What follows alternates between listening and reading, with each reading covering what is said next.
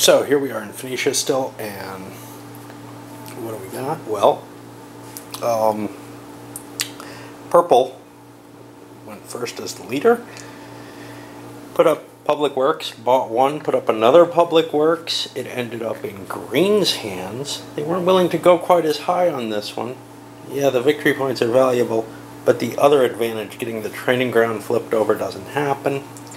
So they split it, and then with all the extra money they had left over, they put the refugee settlement up. Red got that, I think, at 13, which is about where the Public Works went. Yeah, that went more around 16. And then they didn't have enough money for either of the two remaining, the ship or the dye house. So they shifted someone into farming. And now they could spend 3 tokens, they have no more cards, on picking up victory points. But that seems like a waste.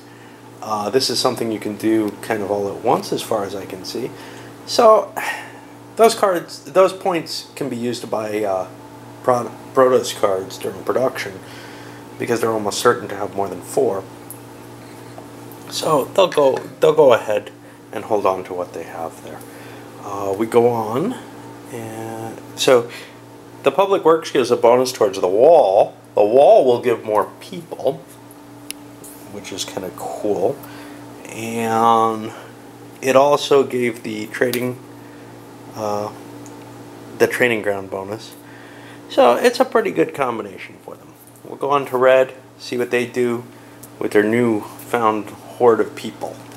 Red put a dye house up at 14 points, and blue picked it up for 15, which left red with few choices. They didn't have enough money to put the ship up at 14, so they built themselves a cloth maker, and they're getting their production. It's still way behind, as are their victory points. What are their big advantages? Right now it's people and the cloth making. The combination, they think maybe they can start to catch up there. Alright, now we go on to green. Everyone else just shifted workers, green and yellow, until blue. Blue bought another ship. Gives them more warehousing. They're now up to a reasonable level of that, and wow, look at that production they've got. They're just zooming along there. Alright, well, we're on to another turn. Well, we're into an administrative phase. Check for victory, nobody's won. Purple gets to keep the marker. They're not thrilled. Their production is way behind blues, even if their victory points are ahead.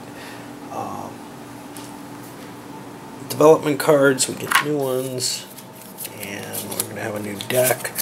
Public Works, Merchant Quarter, and another ship. We'll pull 2 out of the new deck and come back. It's the 2 new cards. The Trading Fleet. What does that do? Wow. So that's going to get bonuses, I believe, from the shipyard. Yep, the shipyard helps the trading fleet and the port. And gives you more warehousing. Okay, probably nobody really needs that, but 4 production, 5 victory points, that's huge. And a port is even more expensive at 25, but produces 6 production, 7 victory points. Big advantages for the guy with the shipyard. Yeah. We got the last Public Works. That's the last thing that'll add any advantages. It's for the walls in terms of card prices. What have we not seen? We haven't seen the walls, and that's it. And boy, are they expensive. All right, on to the next turn, I guess. After I throw out production, which I'm not gonna really show. So the production, a couple of people got filled up here. Green and blue are both at 6 cards. Blue had enough pips that they bought a 6th card after their 5-card production. Wow. Okay, and the people with high production are going to be the people who can afford the better cards, probably. And blue has the advantage on these 3 cards. So right now I'm thinking blue's going to win. They're not far behind in victory points. Their production is tremendous. I think it's over. I'll play it out, but I really don't see how anybody can catch up to them. The purple has their own little game, though. They definitely do. They have a lot of victory points. City walls are worth a lot of victory points, and they produce some more people. So they may be in the advantage there if they can grab this other public works. We'll see. You know, I mean, blue doesn't really want to go for that simply because they got so much of an advantage on these things. Why would they bother? And so they're not going to have many people. They're just going to become a trading country, whereas these guys are going to go for the population growth the walls give them if they can get it. What's the problem? Well, these guys don't have anywhere to put the population that's all that impressive. They can make them farmers. Whoop. I mean, really. Big deal. Blue, if they manage to get more population, although I don't know how they're going to do that, have the cloth making. On the other hand, they can also start moving hunters and farmers into cloth making. Who else is in it? Well, green's not far behind purple. What do they have going for them? They have the cloth making. They have some of the public works. They're not in that far. They're not in that different a position than purple. Actually, they're in a very similar position. Just a couple of victory points behind, and I'd say yellow and red have failed. Largely, if you see, both of them have cloth making and improved. Oh no, they didn't even get their cloth making. But this guy has mining and improved mining. This guy has improved mining and cloth making. And they don't have a lot of people on these. Now, he's got a lot on mining. So we'll see. We'll see if that can crank things up. Productivity-wise, it looks like a bonus, but it doesn't look like it gives that many victory points. You want to get people into these jobs early, and they didn't do that, I don't think. All right. So purple put up 4 of the 5 cards. The only one they couldn't afford didn't go up the port. And where did they fall? Well, Public Works fell on the red player for some ungodly sum, like 18 or something. What else? The trade fleet. This went for, I think, 22 to green. Yellow did not get anything? I don't believe so. Blue picked up a ship, I think?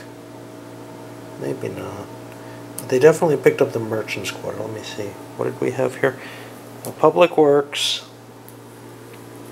Trade Fleet, Merchant Squad. Yeah, they must have gotten the ship too.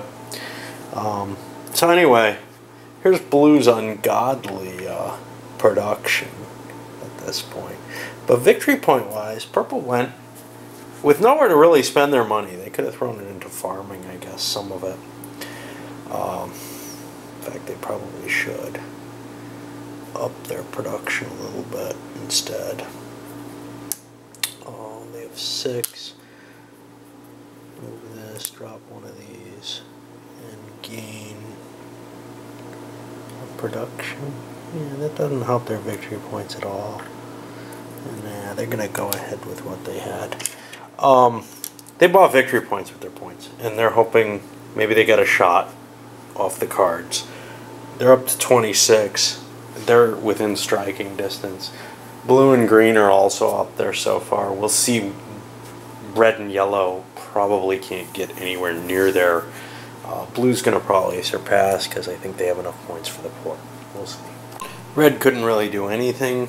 Green and yellow played with some of their people a little bit and giving them new jobs. Green pushed up to 25 victory points. Pretty good production as well. Yellow's got a jump in production by putting somebody into mining and then assigning someone that hunting job for now, since they have the tools lying around. Still low on the victory point total, though. And now we go to blue, and nobody can interfere with whatever they want to do. If they can buy this, they can buy it. Of course, if anybody could have interfered, they probably would have put it up for bidding and tried to at least get a bigger price out of it. Well, blue didn't have the cash on hand for the port, it turns out. Instead, they shipped somebody over into the cloth making industry, and they're kind of out of workers now. Got their production even higher, 7 cards, 3 pips. Their victory points, they're still not in the lead. Kind of clever of them, because they keep this thing on purple. We got new cards. This is probably just about it. 2, 3. Finally see a city walls. And another one. And they bring people and lots of victory points, but they're expensive. And nobody's got more than 4 off on it. Nobody was able to get the double public works or anything. So, 7 victory points from the port. If that goes to blue, it's just enough to get a victory. Of course, other people may be able to surpass them. We'll see. I gotta throw the production out. So purple opened things up by putting the port up, and blue, with their advantage, were able to outbid slightly. Purple and, I don't know, somebody else. Green, maybe yellow. Put a bid in.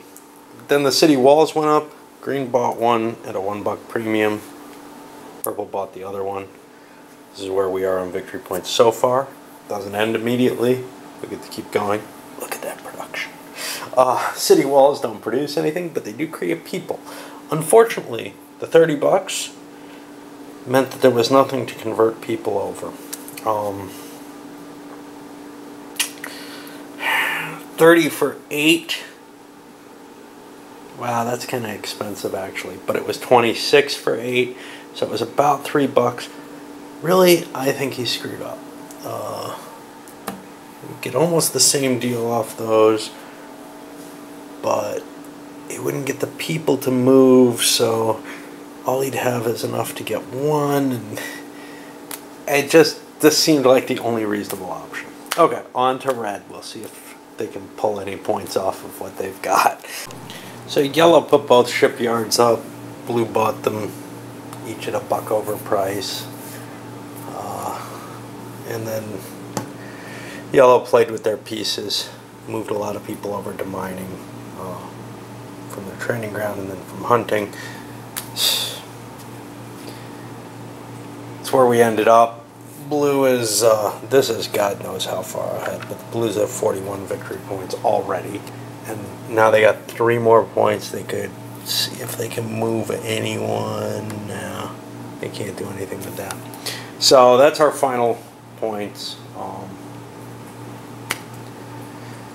Overall, you know, obviously these are the kind of games where they don't play well solitaire at all. I actually have difficulty making the kind of decisions involved in them, even in a multiplayer game.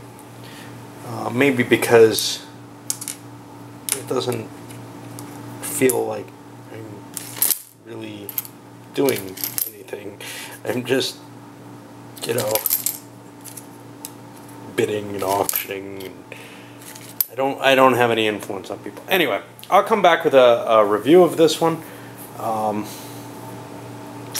It's hard for me to review it in the stance. I don't have the real feel for where the Euro hobby is, but you know, I'll try to throw some input in from there. But mainly, it's this kind of Euro game for me. What the positives and negatives are, and in particular, what do I see about this one? All right, I know it's not going to be terribly valuable to anyone, but maybe to non-Euro gamers who are looking and saying, "Oh, maybe this one's interesting." Well, you'll get my opinion on that. All right.